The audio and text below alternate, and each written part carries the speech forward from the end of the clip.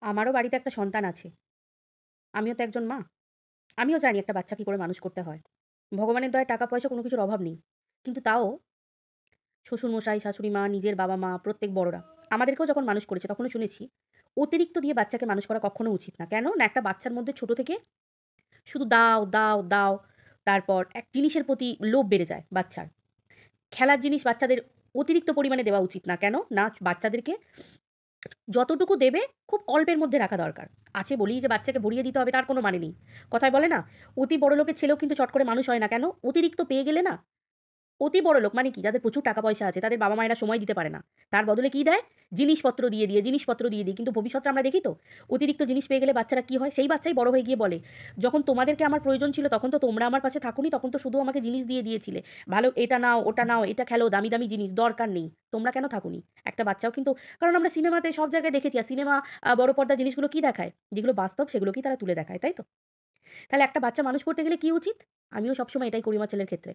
আছে বলেই টাকা পয়সা আছে বলেই যে দামি, দামি জিনিস, দামি, দামি গাড়ি, দামি, দামি খেলনা, দামি, দামি জিনিস দিয়ে সবসময় বাচ্চাকে বসিয়ে দেবো তা নয়। কারণ বাচ্চাটাকে পড়াশোনার দিকে মনস্কতা আনতে হয়। বাচ্চাটাকে টাইমলি পড়াশোনা করতে বসাতে হয়। বাচ্চাটাকে শিক্ষা দিতে হয়। তার যদি মন এদিকে নাও আসে, কথার ছলে, খেলার ছলে পড়ানো, এগুলো একটা বাচ্চাকে করতে হয়। সে যেটাতে অভ্যস্ত সেইভাবে। এই না যে সবসময় বইমুখে দিয়ে পড়ে থাকতে হবে। একটা বাচ্চা কখনো সবসময় বইমুখে দিয়ে পড়ে থাকে? কক্ষনো না। এটা যারা বলে তারা আবার ভুল বলে। একটা বাচ্চাকে ঘুরতেও নিয়ে যেতে হবে, সব করতে হবে। কিন্তু এই যে ছোট্ট বয়স থেকে আমরা কৃষাণুকে দেখতে পাচ্ছি, তোমার জন্য এটা, তোমার জন্য এটা, তুমি বলো আমার জন্য এটা আনবে, তুমি বলো আমার জন্য এটা আনবে। সত্যিই কি আজকে যে ভিউয়ার্সরা যারা বাবা-মা তারা একটু ভেবে দেখে বলো তো, একটা বাচ্চাকে কি ছোট থেকে সত্যিই এইভাবে মানুষ করা হয়? আমরা আমাদের ছেলেমেয়েদেরকে কি এইভাবে মানুষ করি? প্রচুর ভালো ফ্যামিলি থেকে বিলং করো, প্রচুর ভিউয়ার্স আছো। তোমরা বলো তো, যাদের প্রচুর টাকা পয়সা আছে আমি তাদের কথাতেও বলছি। বলো তো, টাকা পয়সা আছে বলেই কি একটা বাচ্চাকে আমরা এইরকম ধরনের করে মানুষ করি? বলো। একটা পুরুষ মানুষ, একটা স্বামী এগুলো মানে কি? এ এ এই কথাটার মানে কি? একটা পুরুষ মানুষ মানে তার মধ্যে একটা আত্মসম্মান থাকবে। একটা মহিলা পুরুষ সকলের মধ্যে একটা আত্মসম্মান থাকবে। অবশ্যই, অবশ্যই মানুষ আমাকে ভালোবেসে বলল, এটা বলল। কিন্তু আমি আমার জায়গায় কি বলব? না, আর না। অনেক হয়েছে। স্টপ। কেন? না, আমি চাই আমি নিজে নিজের পায়ে দাঁড়িয়ে আমি সমস্ত কিছু করতে পারব। এই তো না যে আমার টাকা পয়সা নেই, আমার সামর্থ্য নেই, আমার খাওয়ার ক্ষমতা নেই, আমার বাড়ির চাল ফুটো জল পড়ছে। এই তো না যে আমার কিচ্ছু নেই। আমার এই মুহূর্তে হাতে কোনো টাকা পয়সা নেই যে আমি করাতে পারব না। তাহলে উচিত কি মানুষের? আগে মানুষের দরকার আত্মসম্মান। আমি মানুষ হয়ে এটুকু মনে করি আত্মসম্মান। তাই না? আত্মসম্মানটা অনেক বড়। আজকে আমি যদি লোকের কাছে সবসময় হাত পাতি যে, "আমাকে এটা দাও, আমার এটা দাও।" আমার মনে হবে আমার সন্তান ছেলেই হোক, মেয়েই হোক, আমাকে দেখে শিখবে। এটাও শর্টকাট। এটা ও শর্টকাট অবলম্বন করবে। লোকের কাছে বলবে, "আমাকে এটা দাও, আমাকে ওটা দাও। আমি তো শুধু তোমাদের এই চাই, ওই চাই।" তাহলে কি বাবা-মাকে সেইরমভাবে থাকতে হবে যাতে সন্তানও বড় হয়ে তাদের কাছ থেকে দেখে ভালো শিক্ষাটা পায়, খারাপ শিক্ষাটা নয়। আজকে মানছি কৃষাণু সোনাকে ভালোবেসে প্রত্যেকটা মানুষ বাইরে থেকে এটা, ওটা, এটা, ওটা দিচ্ছে। কিন্তু যারা কৃষাণুকে সত্যিই ভালোবাসবে, তাদের এটাও বোঝা দরকার যে একটা বাচ্চা অতিরিক্ত জিনিস দিলেও কিন্তু বিগড়ে যায়। তাই না? ভালোবাসা আমরা ততটাই দেব, আশীর্বাদ, ভালোবাসা আমরা বাইরে থেকে অঢেল দিই না। সেই বাচ্চাটাকে, এই তো না সেই বাচ্চাটা কিছু পাচ্ছে না বা সেই বাচ্চাটার বাবা তার পরিবারের ক্ষমতা নেই কিনে দেবার। অবশ্যই আমরা দিই কিন্তু একটা লিমিটের মধ্যে থেকে দেব। একটা বাচ্চা যেন ক্ষতি না হয়ে যায়। একে তো তার মা তার কাছে নেই। তোমাদের কথা মতোই তো বলছি। তার মা তাকে ছেড়ে চলে গেছে। তার মা তার কাছে নেই। তাহলে সেই জায়গায় দাঁড়িয়ে একটা বাচ্চা, কথায় জানি মায়ের হাত বাচ্চার উপর থেকে সরে গেলে সেই বাচ্চাটার মানুষ এমনিতেও খুব একটা ভালো হয় না। খুব স্বাভাবিক ব্যাপার। মায়ের থেকে মাসির দরদ কখনো বেশি হয় না। ওইটা হাস্যকরভাবে বলা হয় যে মায়ের থেকে মাসির দরদ বেশি। এটা হাস্যকরই বলা হয়। এটা অ্যাকচুয়ালি তাই। মা, মাই হয়। বাকিটা হচ্ছে যারা ভালো চাইবে বাচ্চাটার, তারা কখনো বাচ্চাটাকে এভাবে বিগড়াবে না। আর রইল পড়ে একটা মানুষের আত্মসম্মান যদি থাকে না, দিনের পর দিন একটা মানুষ এভাবে নিজেকে এতটা খেলেও দেখাতে পারে না। কি করে পারে মানুষ? এতটা আত্মসম্মানহীন। ভালোবাসা ভালোবাসার জায়গায়। আমি যদি জানতাম তার সামর্থ্য নেই, সে পারবে না, কোনো দিনই পারবে না। প্রচুর সময় লাগবে। কিন্তু যে মানুষের সামর্থ্য আছে, বাড়ি, গাড়ি, জমি, জায়গা সব আছে, বাগান, পুকুর, সম্পত্তি, অঢেল সম্পত্তি। সেই মানুষটাকেও অন্যের কাছ থেকে এইভাবে, এগুলো মানে খুব চোখে লাগে। আমি জানি না কিভাবে মানুষ এটাকে নিচ্ছে আমি জানি না। এগুলো খারাপ লাগে। আসলে যেকোনো ভদ্র বাড়ির ভদ্র সন্তানের ভদ্র মানুষের না, যাদের সামান্য ন্যূনতম আত্মসম্মানটুকু আছে, যাদের মধ্যে কোনো লোভ লালসা নেই, তারা এর মর্ম বুঝতে পারবে। কিন্তু যাদের মনে লোভ লালসা থাকে, তারা সত্যিই এই জিনিসগুলো বুঝতে পারবে না। কারণ আত্মসম্মান অনেক বড় জিনিস। আমি বারবার আমার ভিডিওতে সবসময় বলি, আত্মসম্মান চলে যাওয়া মানে মানুষের কাছে মৃত্যুর সমান। একটা মানুষ থাকে, নুন ভাত খেয়ে থাকবো তবু কারোর কাছে হাত পাতবো না। নিজের শ্রম দিয়ে নিজে আর্নিং করব, তার মজাই আলাদা। এবার রইল একটা বাচ্চাকে সামনে ঢাল করে। অবশ্যই বাচ্চাটা এখানে ঢাল। যেখানে তার নিজের বাবা বলছে যে অনেক কপাল করে এসেছে যার জন্য মানুষ ওকে এত গিফট দিচ্ছে। কপাল করে গিফট দেয়?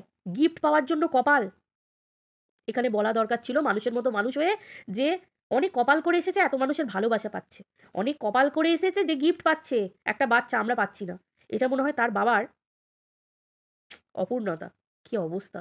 মানুষ কতটা নিচে নেমে গেছে আজকাল আমি খালি অবাক হয়ে যাই। কি অবস্থা! একটা পুরুষ মানুষ বলতেই পারত যে, আ ঠিক আছে একটা গেছে আরেকটা আসবে। এই কথাটা বলতে পারে। আমি আমার শ্রম দিয়ে নিয়ে আসবো। আমার পরিশ্রম দিয়ে নিয়ে আসবো। আমার নিজের টাকায় নিয়ে আসবো। বাট বাইরের জিনিস অ্যাকসেপ্ট করা দিনের পর দিন, দিনের পর দিন এগুলো তো পরিষ্কার সেই সামনে বাচ্চাটাকে ঢাল করে নিজের পরিবারের পকেট ভরানো। খুব খারাপ, খুব খারাপ। আমি খালি ভাবি আজকে ওয়াইটি দুনিয়াতে না এলে বুঝতে পারতাম না মানুষ কতটা মানুষের সর্বনাশ ডেকে আনে। আর লোভ, লালসা এগুলো যে কত বাজে জিনিস। আর একটা মানুষের ঘর ভেঙে দেওয়া এটা যে কত বাজে জিনিস। দিনের পর দিন ভালোবাসা একটা বাচ্চার চোখের সামনে একটা বাচ্চাকে বাইরের লোক দায়িত্ব নিয়ে ধ্বংস করে দিচ্ছে। একটা বাইরের লোক এসে একটা বাচ্চাকে ভুল পথে চালিত করছে। একটা বাচ্চার জীবন ধ্বংস হয়ে যাচ্ছে। একটা বাচ্চা ছোট থেকে পড়াশোনা, নতুন করে কিছু জানা কিচ্ছু বুঝছে না। একটা বাচ্চা শুধু জানছে আমাকে দাও, দাও, দাও, জিনিস দাও, গিফট দাও। একটা বাচ্চা ভালোবাসা বিচার করতে শিখছে কি করে? না গিফট দিয়ে। যতবার আসছে বাইরে থেকে ততবার হাতে করে কিছু নিয়ে আসছে। তার মানে কি? আমি পাচ্ছি, আমি পাচ্ছি। একটা বাচ্চা ১ম থেকে মানুষের ভালোবাসা চিনতে শিখছে জিনিস দিয়ে।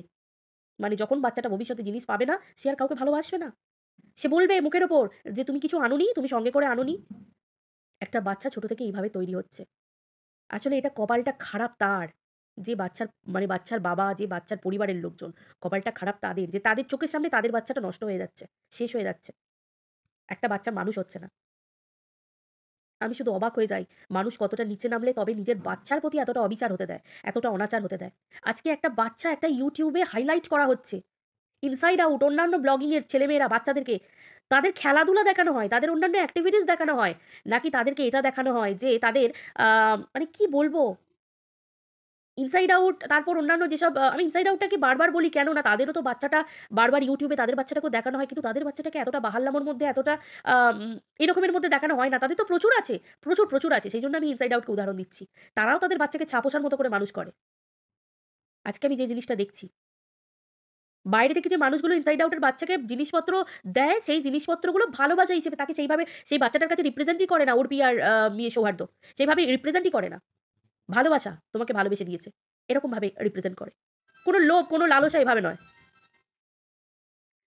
YouTube এ কত মানুষকে দেখছি হাত কাটা, পা কাটা, পড়ে থাকা সেই মানুষগুলোকে কত পরিশ্রম করে দিনের পর দিন ব্লগিং চ্যানেল খুলে সেই মানুষগুলোকে ওপরে উঠতে দেখছি। আর এই কিছু, কিছু মানুষ আছে যাদের হাত, পা সবকিছু ভগবান দিয়েছে। গাড়ি, বাড়ি, টাকা, পয়সা সব দিয়েছে। তাও কত মানুষের কাছ থেকে নিয়ে তাদের ঘর ভরাতে হচ্ছে। এগুলোকে ভালোবাসা বলে? একটা মেয়ে একটা মেয়ে ঘরে থাকাকালীন ভিডিও চ্যাট করেছে। অন্য পুরুষের সাথে কথা বলেছে। সে বাড়ির মধ্যেই ছিল। তার স্বামী সেখানে বর্তমান।